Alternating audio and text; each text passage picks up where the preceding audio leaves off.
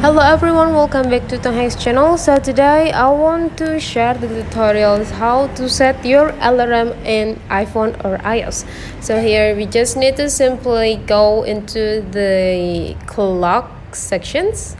Now we just open the clock application. On the bottom we have like 4 options. We have word clock, alarm, stopwatch and timer. Just click the alarm.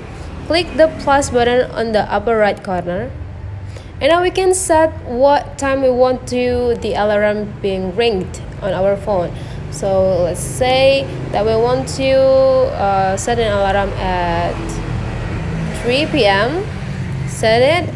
If you want to add some level, you can add the level.